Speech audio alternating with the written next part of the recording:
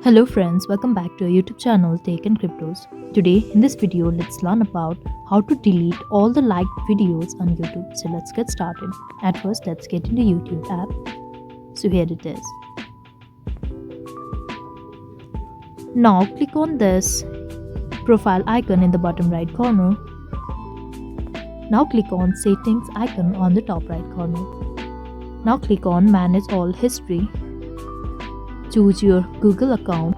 Now click on interactions and click on video likes or dislikes. Here we will be able to see all the videos we have liked. We need to simply click on this cross mark to delete the videos we want. Now clicking on this cross marks, we can continue deleting all the videos at once. So this is all. So this is how we can delete all the liked videos on YouTube. I hope you like the video. Please do like and subscribe. Thanks for watching.